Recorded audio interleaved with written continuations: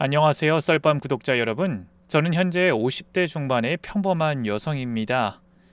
오늘 여러분께 들려드릴 이야기는 제 인생에서 가장 힘들면서도 가장 보람찼던 10년에 관한 이야기예요.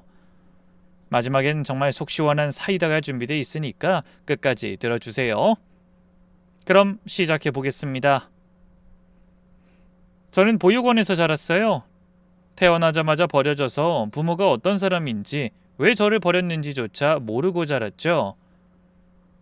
보육원 생활이 그렇게 힘들지만은 않았어요.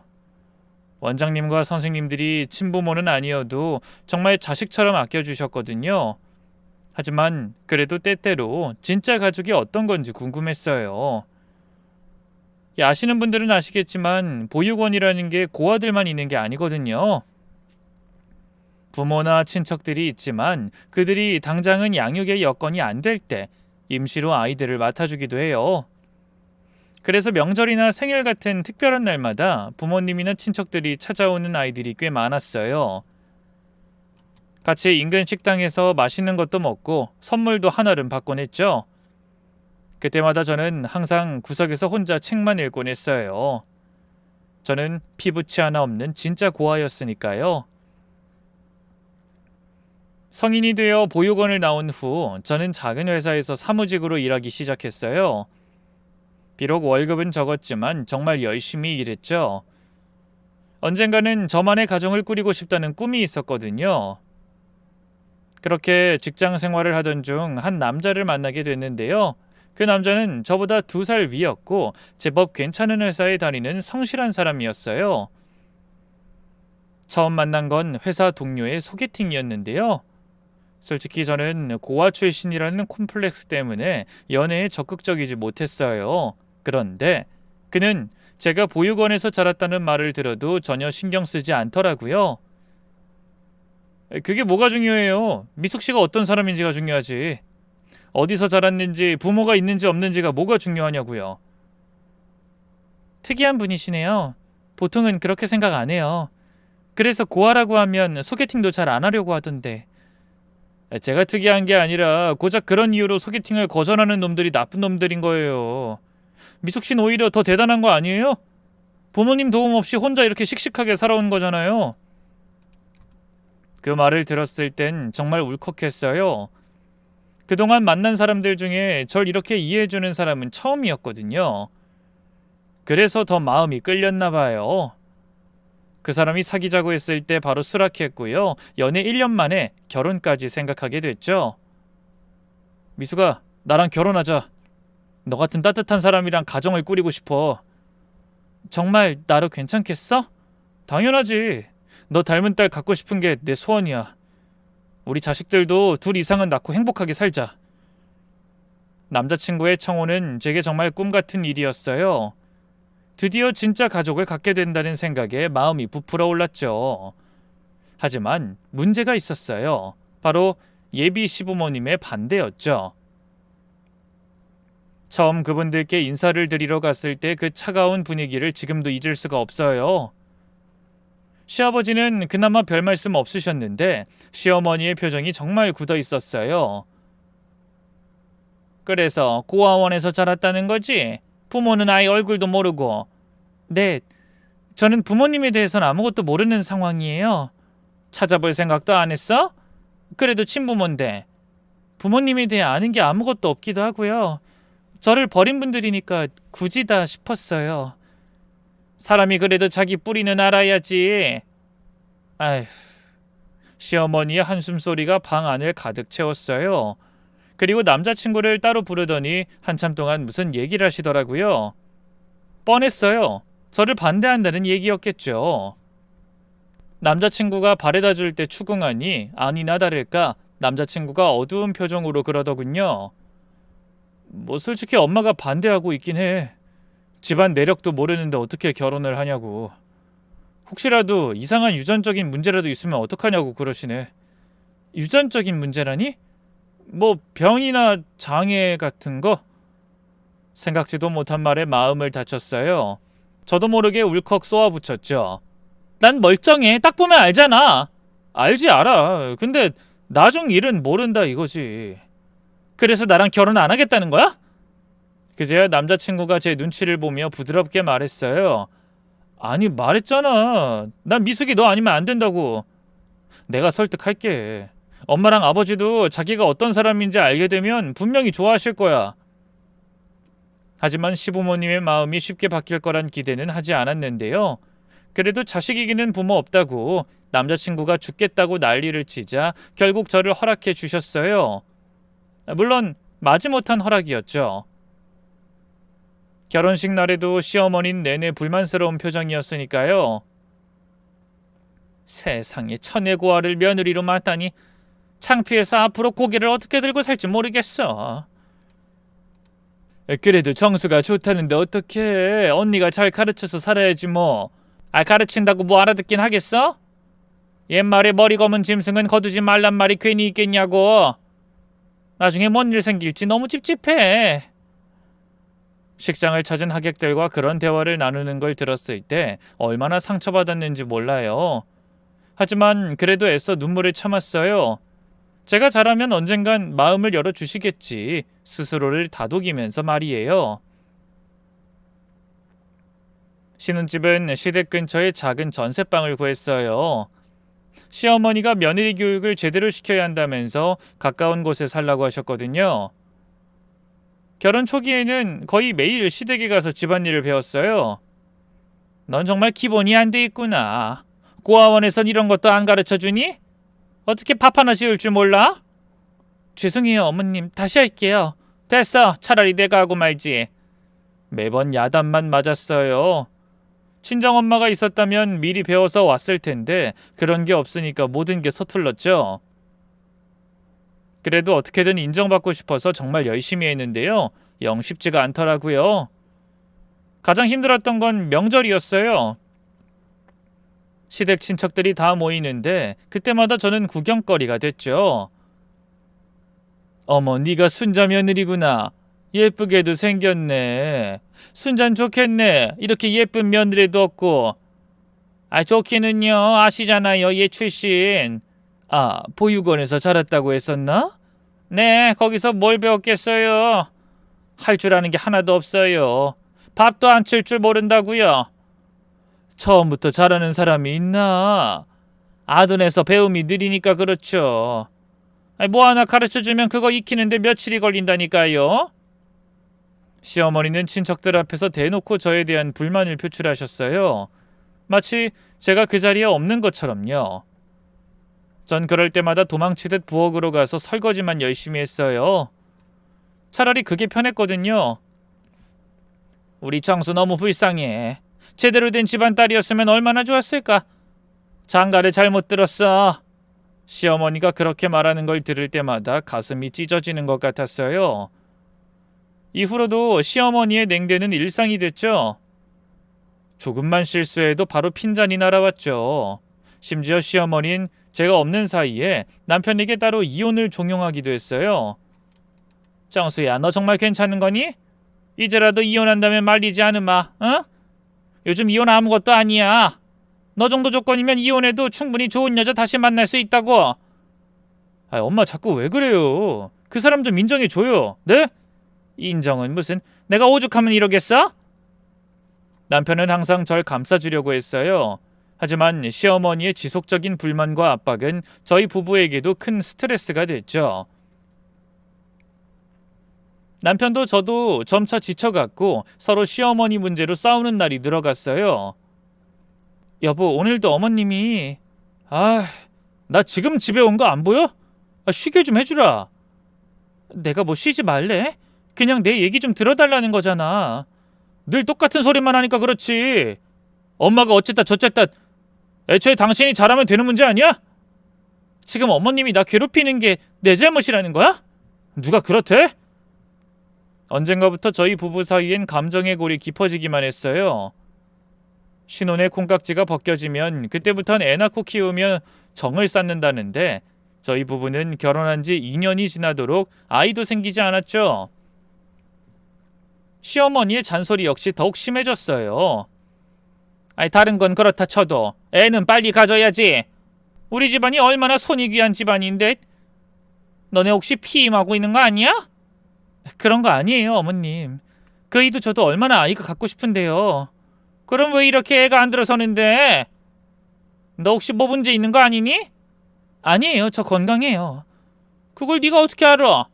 너희 애미가 애 잘 안 들어서는 체질이었을지도 모를 일인데. 병원에 가서 검사라도 받아봐. 애가 안 들어서는 걸 매번 제 탓으로 돌리시는 게 너무 힘들었어요. 남편과 병원에 가서 검사도 받아봤는데요. 별 문제 없다고 하더군요. 결국 병원의 권유로 난임 치료도 받게 됐는데요. 아시는 분은 아실 거예요. 시험관 시술이나 인공수정 같은 게 여자 몸을 얼마나 망치는지. 성공이나 하면 또 몰라요. 번번이 실패하기만 했고 제 몸도 마음도 점차 망가지기 시작했어요. 그런 상황 속에서도 저는 열심히 며느리 노릇을 했어요. 집안 살림은 물론이고 시부모님 봉양, 시댁 제사, 각종 가족 행사 무엇 하나 소홀하지 않으려고 노력했죠. 하지만 시어머니의 마음은 여전히 차가웠어요. 저를 진짜 며느리로 인정해주지 않으시는 게 느껴졌어요.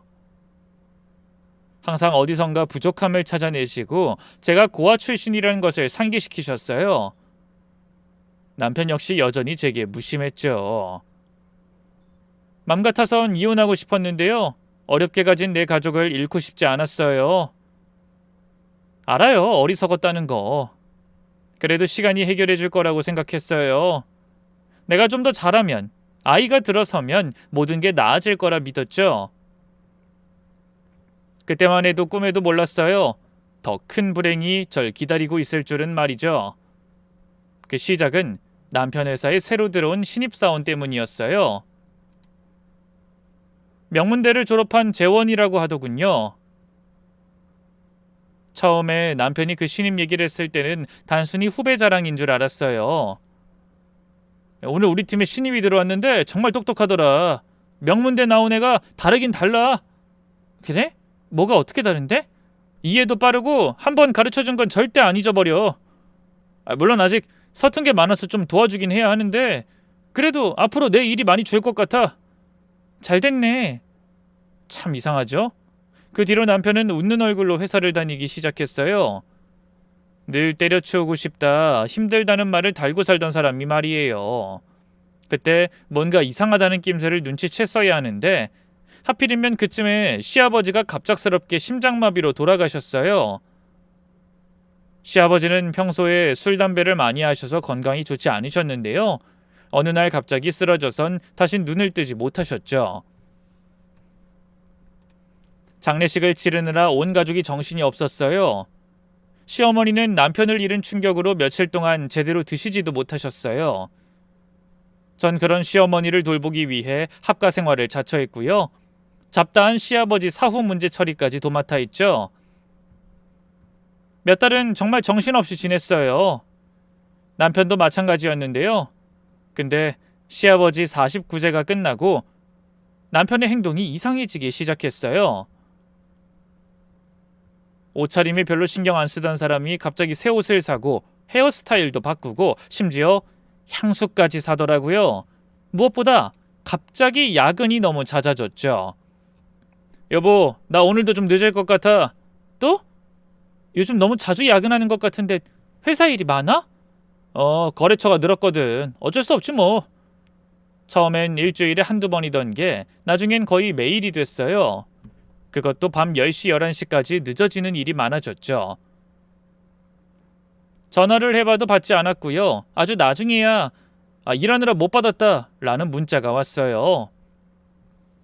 그래도 그때까진 별 생각 없었는데 어느 날 빨래를 하려고 세탁기 앞에 섰는데요. 빨래 바구니 안에 있던 남편 셔츠에서 낯선 향수 냄새가 났어요. 남편이 쓰지 않는 달콤한 향이었죠. 그날 퇴근한 남편에게 물었어요. 여보, 당신 향수 바꿨어?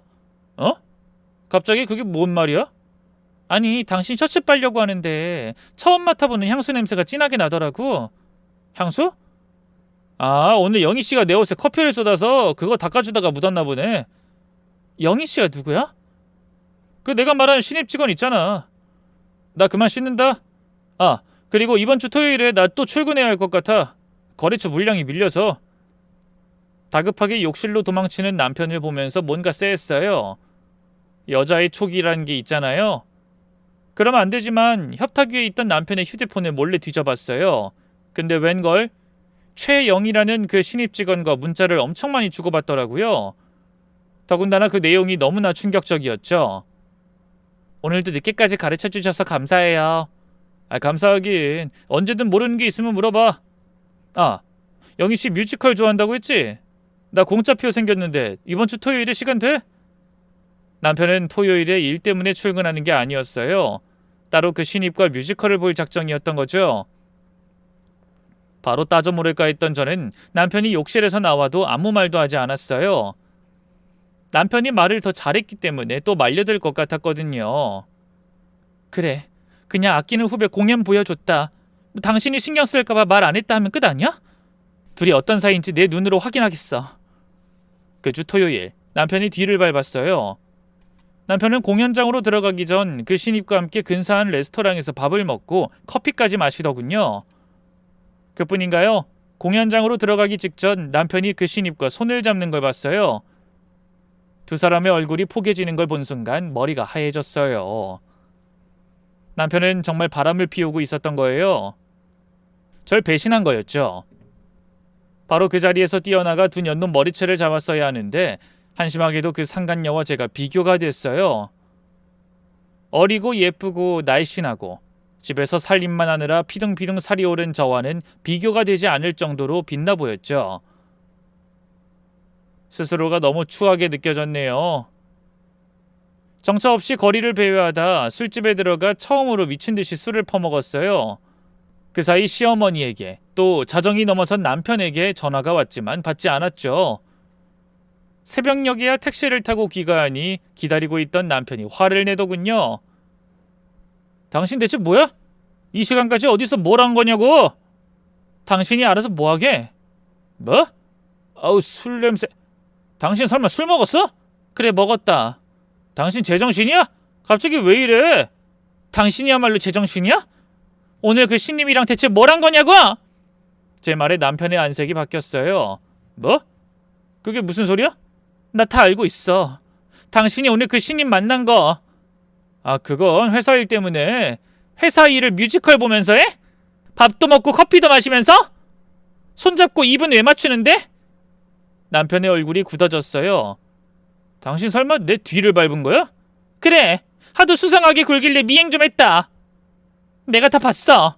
당신이 그년이랑 손잡고 입까지 맞추는 거. 말해봐. 잤니? 끝까지 갔어? 제 목소리가 점점 높아졌어요. 그동안 참고 참았던 분노가 터져나왔거든요. 말해보라고! 당신 정말 그년이랑 바람 피우는 거야? 정말 그거야? 남편이 한참 동안 말이 없더니 결국 입을 열었습니다. 여보 미안해. 내가 뭐라고 할 말이 없다. 미안하다고? 미안하다는 건 인정한다는 거야? 나도 어쩔 수가 없었어. 영희를 사랑하게 됐어. 그 말을 듣는 순간 정말 하늘이 무너지는 것 같았어요. 사랑? 사랑이라고? 그럼 난 뭐야? 난 대체 뭐라는 거야? 당신 물론 좋은 사람이야. 한때 사랑했지. 하지만 지금은 아니야. 당신이 어떻게 나한테 이럴 수 있어? 전 울면서 소리를 질렀어요. 5년이야, 5년! 5년 동안 어머님한테 온갖 구박 다 받으면서 참고 살았는데, 고아라고 무시당하면서 당신 하나 믿고 살았는데. 여보 목소리 좀 낮춰. 엄마가 들으시겠어. 들으면 어때? 내가 왜 목소리를 낮춰야 해? 바람 피운 당신이 부끄러워해야지. 제발 이해해줘. 나도 원해서 이런 게 아니야. 그냥 마음이 그렇게 된 거라고. 이해하라고? 당신이 다른 여자 사랑한다는 거 이해하라고? 제가 목 놓아 울면서 소리를 지르니까 결국 시어머니가 방에서 나오셨어요. 밤중에 왜 이렇게 시끄러워? 며느리 들어왔니? 시어머니는 상황을 파악 못하시고 계셨어요. 저는 악을 쓰듯 외쳤죠.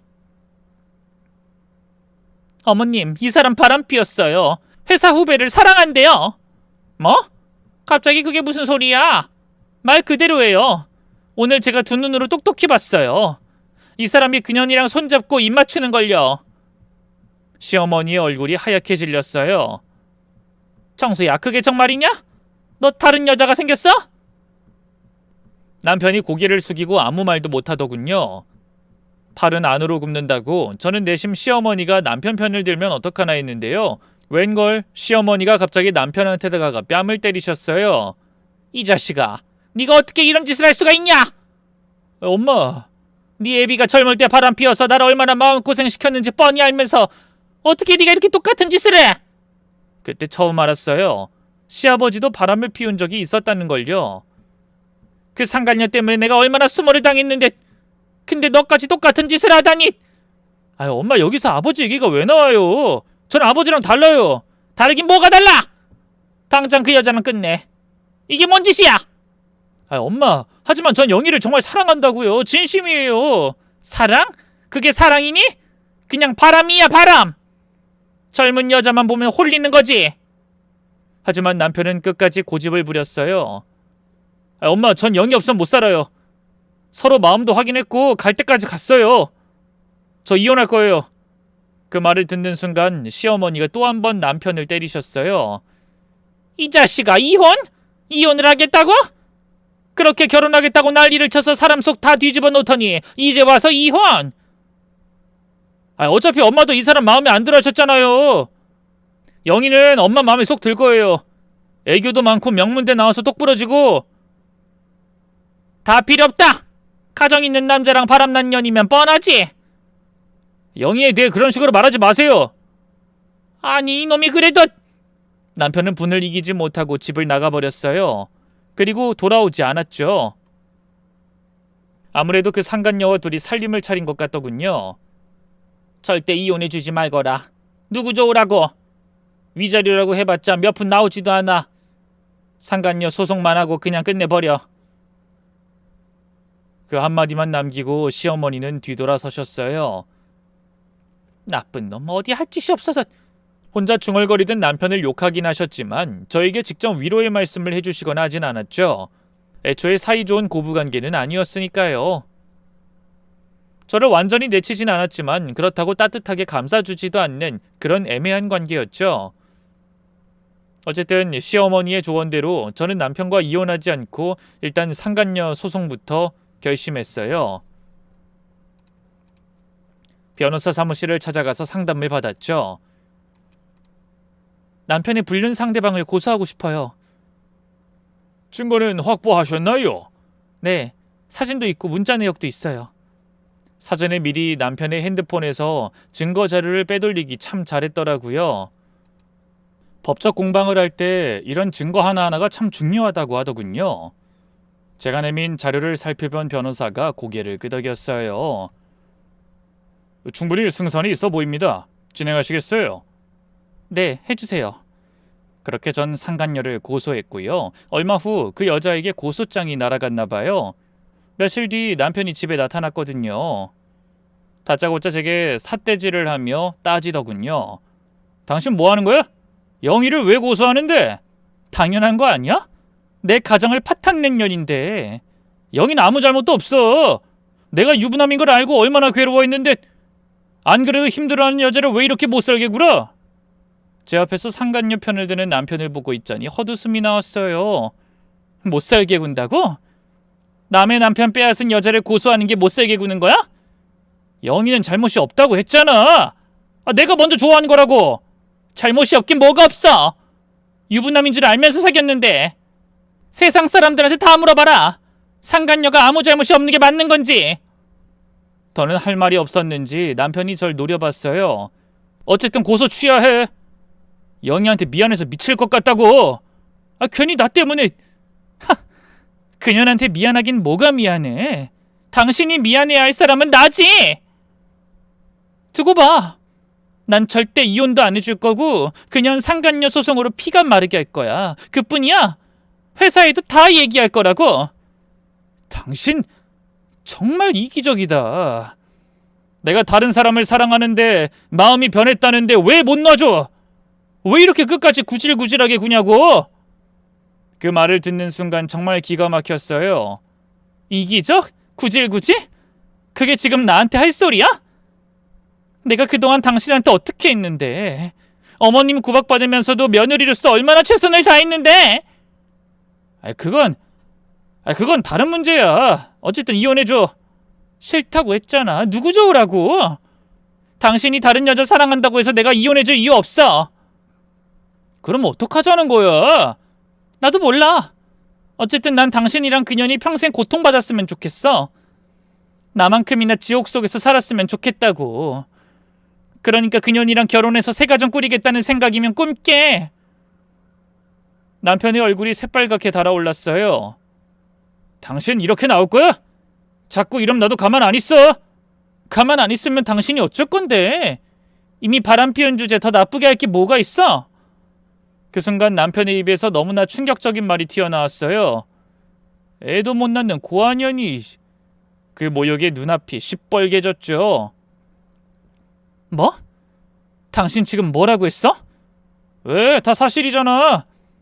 내가 지금 누구 때문에 이 나이까지 애도 없이 살았는데 그게 내 탓이라는 거야? 병원에서도 아무 문제 없다고 했어. 그걸 어떻게 알아? 막말로 당신 부모가 뭐하는 인간들인지도 모르는데. 엄마 말이 맞았어. 당신 같은 고아하고 애초에 엮이는 게 아니었다고. 남편은 그렇게 제 상처난 가슴에 소금을 뿌린 채 다시 집을 나가버렸어요. 저는 그 자리에 주저앉아 한참을 울었더랬죠. 그렇게 얼마나 시간이 지났을까요? 외출했다 돌아온 시어머니가 절 보곤 깜짝 놀라셨어요. 아니, 너 왜 울고 있어? 그 이가 왔다 갔는데 저더러 당장 상간녀 소송 취하라고. 그 말만으로도 시어머니는 모든 상황을 파악하신 듯했어요. 긴 한숨을 내쉬더니 다가와 갑자기 절 이렇게 세워주시더군요. 울지 마라. 네 눈물만 아까워. 만약 네가 힘들다면 그냥 이혼하거라. 아직 젊은데 너도 새 인생 살아야지. 정수 대신에 내가 섭섭지 않게 챙겨줄 테니. 갑작스러운 말에 놀란 것도 잠시 저는 고개를 가로저었어요. 아니요. 전 절대로 이혼 못해요, 어머님. 그 사람이랑 그년이 계속 고통받았으면 좋겠어요. 그리고 혼자는 싫어요. 가족도 뭣도 없는 제가 이제 와서 어디로 가겠어요?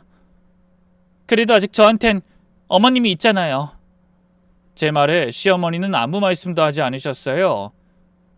생각지도 못한 말이었는지 멍하니 절 바라보다 밥이나 먹자꾸나 하고 말을 돌리셨죠.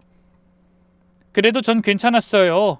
어쨌든 옆에 누군가 가족이란 이름으로 있어준다는 게 안심이 됐거든요. 그런데 하늘도 참 무심하시죠? 그로부터 몇 달 뒤 시어머니가 갑자기 쓰러지셨어요. 그날 아침 평소와 다르게 시어머니가 늦게까지 일어나지 않으셔서 이상하다 싶었어요. 방문을 열어보니 바닥에 쓰러져 계시더군요. 어머님 정신 차리세요. 시어머니는 도통 눈을 뜨지 못했어요. 급히 119를 부르고 병원으로 모셨는데 의사 선생님이 뇌졸중이라고 하시더라고요. 스트레스가 많으셨나 봅니다. 혈압도 많이 올라가 있고 당분간 입원 치료를 받으셔야겠어요. 뇌졸중이라니. 늘 정정했던 시어머니가 이렇게 쓰러지실 줄은 정말 몰랐어요. 급히 남편에게 연락했지만 전화를 받지 않았어요. 몇 번을 걸어도 계속 부재 중이었죠. 할 수 없이 남편 회사로 찾아갔어요. 회사 앞에서 기다리고 있으니 퇴근 시간에 남편이 나오더라고요. 그런데 옆에 그 상간녀와 함께였어요. 남편이 절 보자 얼굴이 굳더군요. 당신 여기서 뭐해? 설마 진짜로 회사에 다 말하려고 온 거야? 누구 망신을 주려고. 당신 미쳤어 진짜? 절 무작정 쫓아내려는 남편을 향해 말했어요. 지금 그게 문제가 아니야. 어머님이 쓰러지셨어. 뭐? 뇌졸중으로 쓰러져서 지금 병원에 입원해 계셔. 아직 의식이 없으시다고. 아니 그게 무슨. 바로 그때 옆에 있던 상간녀가 끼어들었어요. 오빠, 이 여자가 오빠 와이프야? 맞아. 기대했던 것보다 더 아줌마네. 안녕하세요. 최영희예요. 고소장은 아주 잘 받아봤어요. 그 여자가 뻔뻔하게 인사를 하더라고요. 전 바로 손을 들어 그녀의 뺨을 때렸죠. 아! 아줌마 지금 뭐 하는 거야? 날 때렸어? 남의 가정 파탄낸 상간녀 주제 어디서 아는 체를 해? 썩 안 꺼져? 상간녀는 제 서슬퍼런 기세에 눌렸는지 아무 말도 하지 못했어요.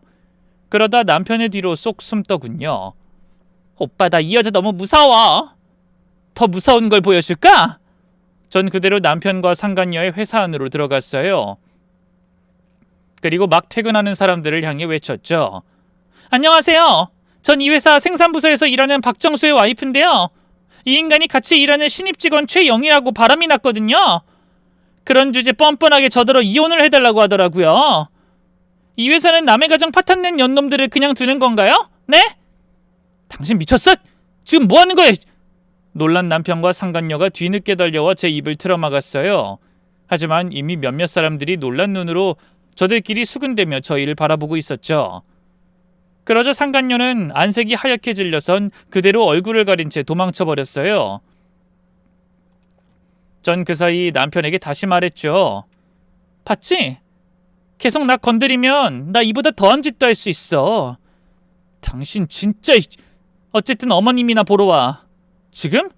당연하지. 당신 어머니인데. 남편이 잠시 고민하는 듯 하더니 고개를 저었어요. 난 못 가겠어. 뭐? 엄마도 결국 당신 편이잖아. 엄마 깨어나면 전에 나랑 영희 인정해주기 전까진 안 간다고.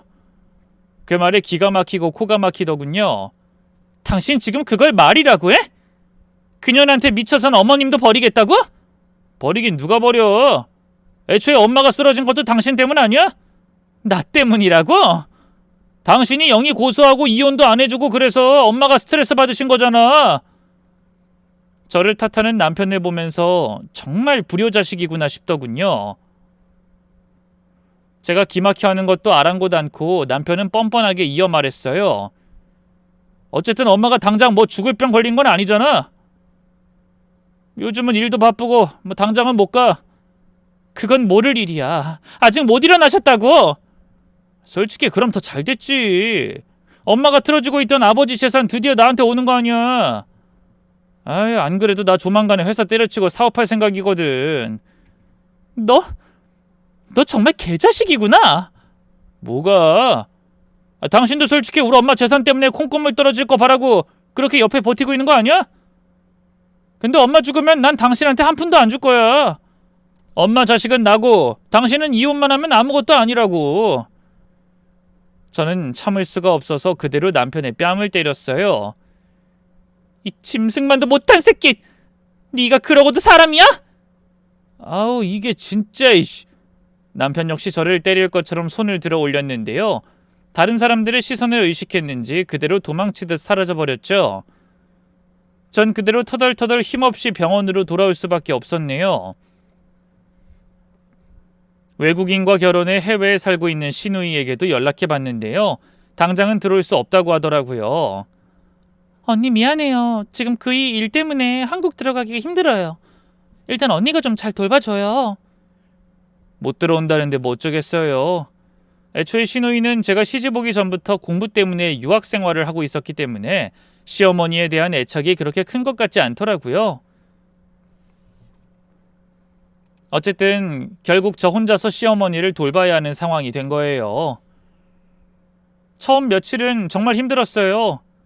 혼자서 병원에 있으면서 아픈 시어머니를 지켜보는 게 얼마나 막막하던지요. 한편으론 복잡한 마음이 들기도 했어요. 그동안 절 그렇게 무시하고 냉대했던 시어머니인데 이렇게 간병을 해야 하나 싶기도 하고. 하지만 그래도 5년 동안 한 가족으로 지낸 분이니까 그냥 두고 갈 순 없었어요. 그런데 일주일쯤 지나서 시어머니가 의식을 되찾으셨어요. 여기가 어디지? 어머님, 병원이에요. 쓰러지셔서. 그래. 네가 데려온 거냐? 네, 119 불러서 고맙다. 그때 처음으로 시어머니가 저한테 고맙다는 말을 했어요. 하지만 여전히 어색한 분위기였죠. 잠시 후 시어머니가 다시 입을 열었어요. 그 자식은 어딨어? 남편 말씀이시면 어머님이 의식이 없으실 때 다녀갔어요. 요즘 일이 바빠서 당분간은 못 올 것 같아요. 남편이 어떻게 나왔는지 그대로 전하면 시어머니가 상처받을 것 같아 거짓말을 했어요. 하지만 시어머니는 제 서툰 거짓말을 바로 알아채더군요. 거짓말. 코빼기도 안 비쳤겠지. 미라는 아가씨는 서방님 일 때문에 당장은 못 온다고 해요. 그래, 결국 너 혼자구나. 내가 자식 농사를 헛지었어. 시어머니가 한숨을 푹 쉬셨어요. 전 그런 시어머니를 위로하며 치료에 전념하게 했는데요. 의사 선생님 말로는 다행히 큰 후유증은 없지만 한쪽 팔다리에 마비가 와서 재활치료를 받아야 한다고 하셨어요. 덕분에 혼자서는 생활이 어려울 거라고요. 그렇게 퇴원 후 집에서 시어머니를 돌보는 일이 시작됐어요. 처음엔 정말 서로 어색했어요. 그동안 냉랭했던 사이인데 갑자기 이렇게 가까이서 지내게 되니까요.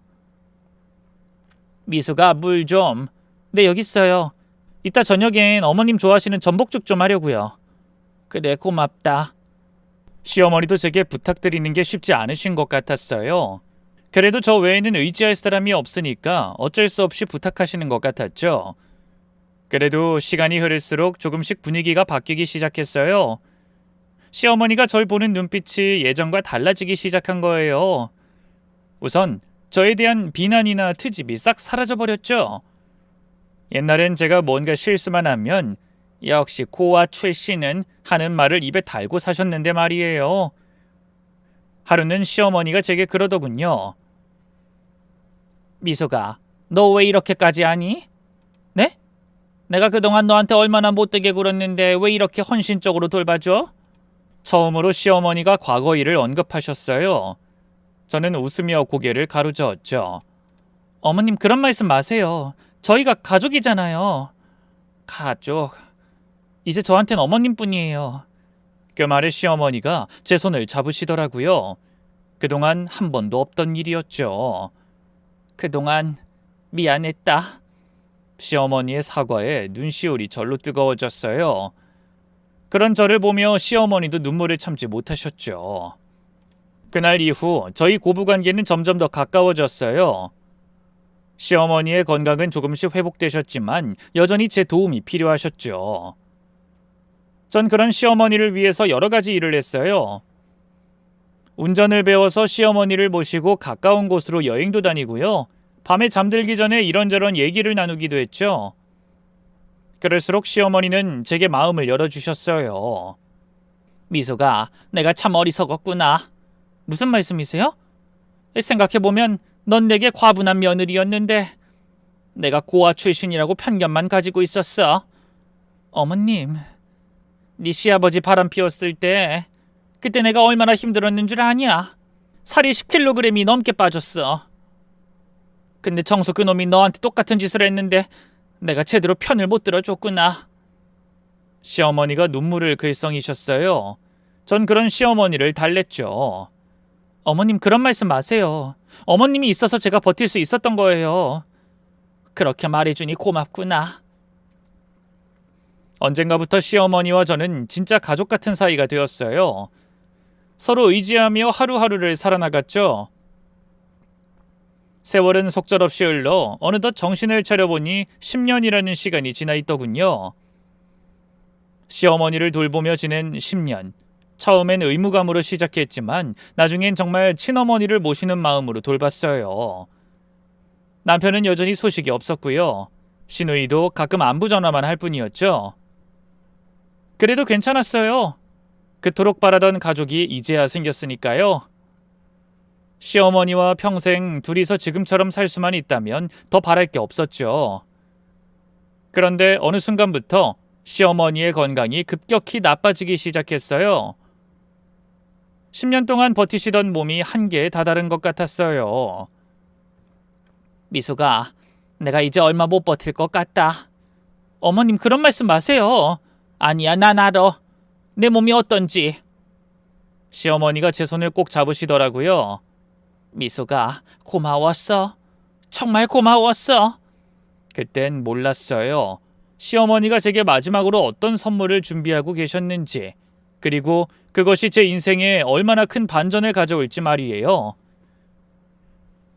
시어머니의 상태는 급격히 나빠져서 결국 시어머니는 다시 병원에 입원하게 됐는데요.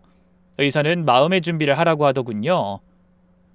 육체적으로 너무 쇠약해지셨습니다. 더 이상은 그 말에 충격받은 저는 하염없이 눈물만 흘렸어요. 시어머니가 그런 제 손을 꼭 잡으시면서 말씀하셨죠. 미수가, 내가 죽고 나면... 어머님, 그런 말씀하지 마세요. 어머님이 죽긴 왜 죽어요? 아니야, 들어봐. 중요한 얘기니까. 나 죽고 아들이, 그 정수가 장례식에 오면 꼭 이걸 전해줘. 그러면서 시어머니가 제게 작은 가방을 건네주셨어요. 이게 뭐예요?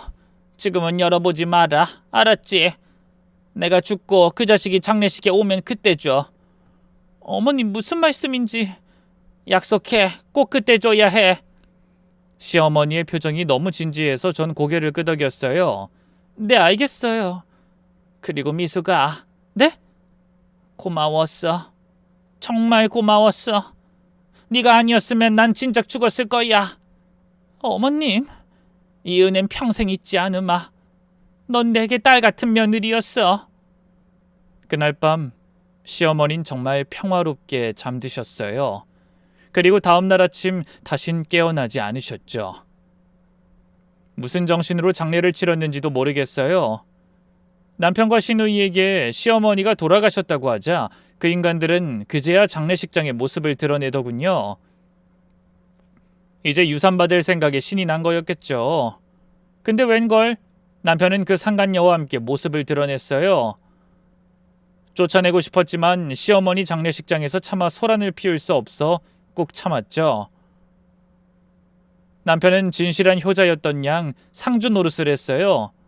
문상객들 앞에서 얼마나 침통한 표정을 짓던지 누가 보면 10년간 아픈 시어머니를 돌본 게 남편인 줄 알겠더군요. 다음날 도착한 시누이도 시어머니의 영정사진 앞에서 엉엉 울기 시작했어요. 하지만 이것도 진짜 눈물인지 의심스러웠어요. 10년 동안 한 번도 찾아오지 않았으면서. 언니, 그동안 고생 많았어요. 시누이가 저에게 말했지만 그 말엔 별다른 감정이 없었어요. 그렇게 장례식이 끝나갈 무렵 저는 뒤늦게 시어머니가 하신 말씀을 떠올렸어요. 그래서 남편에게 시어머니가 주신 가방을 건넸죠. 이게 뭐야? 어머님이 죽기 전에 당신한테 남긴 거야. 장례식장에 오면 주라더라. 그래? 뭐 유산 관련 서류인가 보지? 역시 우리 엄마 장남을 잊지 않으셨어. 남편은 희희낙낙한 표정으로 가방을 받아서 열어봤어요. 가방 안에는 여러 개의 봉투가 들어있었는데요. 맨 위에 편지 한 장 있었죠. 남편이 편지를 읽기 시작했어요. 아들아, 이 편지 읽고 읽다는 건 내가 이미 죽었다는 뜻이겠지. 너에게 할 말이 많지만 이제 와서 무슨 소용이 있겠니? 10년 동안 한 번도 찾아오지 않은 너에게 실망이 크다. 하지만 미숙이가 있어서 외롭지 않았어.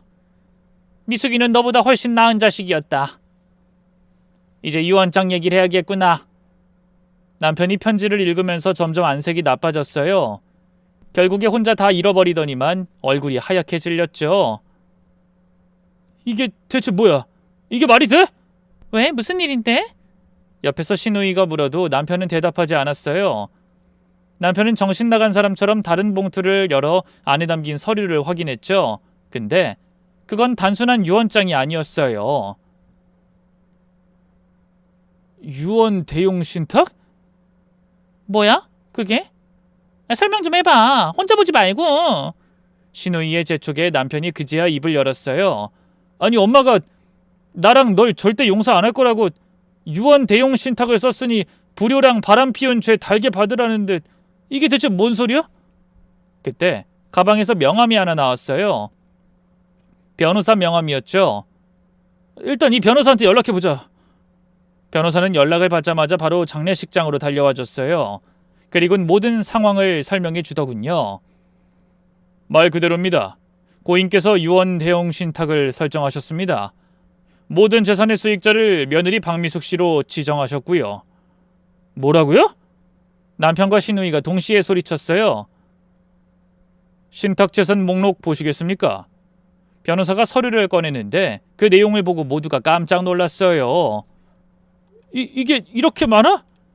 시어머니가 생각보다 훨씬 많은 재산을 가지고 계셨던 거예요. 부동산만 해도 몇 채가 있었고 예금도 상당했죠. 얼빠져 있던 남편이 허둥지둥 다시 물었어요. 대체 이 신탁이라는 게 뭡니까? 수익자가 왜 제 와이프라고 해도 저는 엄마 친자식인데 당연히 제가 다 가져갈 수 있는 거죠? 그러나 변호사는 고개를 저었어요. 죄송하지만 신탁 재산은 유류분 대상이 아닙니다. 고인께서 생전에 말씀하시길 자녀들이 유류분 소송을 걸 가능성이 있어 그것까지 막을 수 있는 방법으로 하고 싶다고 하셨거든요. 전 재산을 며느리에게만 물려주고 싶다고요. 그럼 유류분 소송도 못한다는 얘기예요?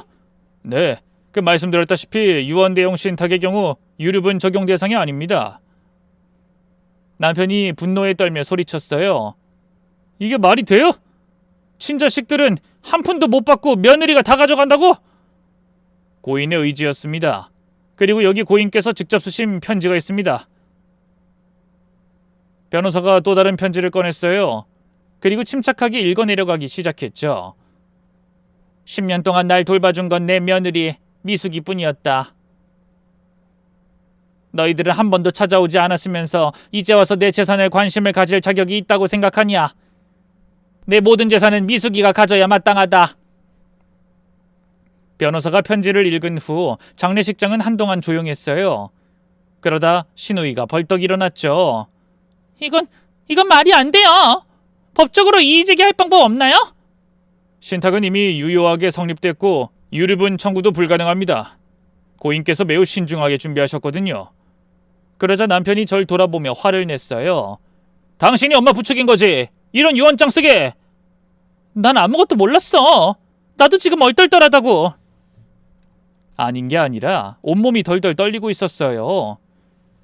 어머님이 설마 뒤에서 이런 일을 준비하고 계셨을 줄이야. 하지만 남편은 믿지 않더군요. 거짓말! 분명 당신이 뒤에서 조종한 거야. 조종? 10년 동안 어머님을 나 혼자 돌본 게 조종이야? 잠자코 있던 신우이도 끼어들었어요. 언니, 양심 있다면 우리 엄마 재산 내놔요. 언니가 뭔데 친자식인 우리를 제치고 그 재산을 다 받아가요? 그 파렴치한 년놈들을 보고 있자니 점점 분노가 차오르더군요. 그래서 말했어요. 제가 왜요? 뭐라고요? 그러게 누가 아픈 엄마를 10년이나 나 몰라라 하래요? 벌 받은 거예요. 당신도 상간녀랑 살림 차림 벌 받는 거고. 10년 동안 어머님이 얼마나 외로워하셨는지 알아? 아들이 언제 올까 딸이 언제 올까 하면서 매일 기다렸다고. 근데 당신들 대체 뭘 했어? 어디서 고아년 주제 사람을 가르치려 들어? 그러자 남편이 분을 이기지 못하고 저에게 달려들었어요. 다행히 변호사가 나서서 막아줬고요. 장례식장은 순식간에 아수라장이 됐죠. 남편과 상간녀 그리고 신우이는 괘씸하게도 발인에도 참석하지 않았네요. 얼마 뒤 예상했던 대로 남편과 신우이가 유류분 소송을 걸어왔어요. 하지만 변호사는 걱정하지 말라고 하더군요. 유언대용 신탁은 유류분 적용 대상이 아닙니다. 승소할 확률이 100%예요. 안심하십시오. 그 말대로 재판은 한 달 만에 끝났어요. 결과는 당연히 저의 완승이었죠. 유언대용 신탁은 법적으로 유효하며 피상속인의 자유로운 의사에 따른 것으로 인정됩니다. 원고들의 청구를 기각합니다. 판사님이 판결을 선고하자 남편과 신우이는 열받아 어쩔 줄 몰라 하더군요. 저는 이제 됐다 싶어서 남편과 이혼 준비도 시작했는데요. 며칠 뒤 남편이 절 찾아왔어요. 짐짓 불쌍한 표정을 지으면서 말이죠. 미숙아, 제발 나 좀 다시 받아주라. 갑자기 뭔 소리야? 나 지금 정말 힘들어. 영희도 떠났고 기껏 차린 회사도 곧 부도 날 것 같고. 그제야 남편의 상황을 알게 됐어요. 몇 년 전 시작한 사업은 수완이 없어 망할 위기였고 상간녀와는 돈 문제로 매일같이 싸우다 헤어졌더군요. 그년이 떠났다고? 내가 재산을 못 받게 되니까 다른 남자 만났어. 가정 있는 남자랑 붙어먹던 년 답네. 미숙아, 나한테 이제 너뿐이야. 제발 도와줘. 우리 다시 시작하자. 정말 기가 막혔어요. 지금 나한테 다시 시작하자고? 그래, 내가 잘못했어. 이제야 깨달았어. 너만한 여자가 어딨겠어. 고아년이라면서 내칠 땐 언제고? 이제야 깨달았다니. 내 재산 때문이 아니라? 남편은 아무 말도 하지 못했어요. 전 그런 남편을 외면한 채 돌아섰죠. 그 후로도 남편은 계속 연락을 시도했어요. 직접 찾아오기도 하고 문자를 보내기도 하고 이혼도 못하겠다고 버텼는데요. 법적으로 남편이 유책 배우자였기 때문에 이혼하는데 아무 문제 없었네요. 그 후 저는 전화번호도 바꾸고요. 시어머니와 살던 집도 팔고 이사갔어요. 몇 년 전 지인을 통해 남편의 근황을 들었는데요. 막노동을 하면서 쪽방촌에서 살고 있다고 하더라고요.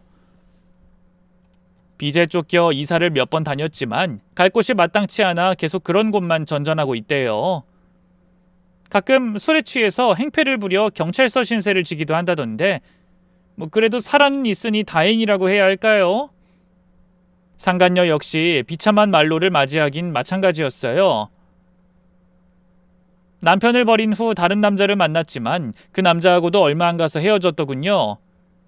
그 후로도 몇 명의 남자를 더 만났지만 다 오래가지 못했고 지금은 유흥업소에서 일하고 있다 하더라고요. 한때는 명문대 출신이라고 자랑하던 여자가 그렇게 됐다니 역시 사람 일은 모르는 거죠. 시누이도 별반 다르지 않았어요. 해외에서 하던 심해부 사업이 망해서 빈털터리가 됐고 이혼했다고 해요. 한국에 들어와서 몇 번 저를 찾아왔지만 매번 냉정하게 돌려보냈죠. 지금은 어디서 뭘 하고 사는지 모르겠어요. 반면 저는 시어머니가 물려주신 재산으로 새로운 인생을 시작했어요. 제일 먼저 한 일은 작은 카페를 여는 거였죠. 제 오랜 꿈이었거든요. 카페를 운영하면서 요즘 얼마나 행복하고 자유로운지 몰라요. 가끔 단골 손님들이 소개팅을 권하기도 하지만 아직은 혼자가 편하네요. 지금도 주기적으로 시어머니의 묘를 찾고 있어요. 시어머니가 저에게 남겨주신 건 단순한 재산이 아니었어요. 진정한 가족의 의미, 그리고 무조건적인 사랑이었죠. 그 사랑 덕분에 저는 지금 이렇게 당당하고 행복하게 살 수 있게 됐네요. 긴 얘기 들어주셔서 고맙습니다. 여러분도 모두 건강하고 행복하세요.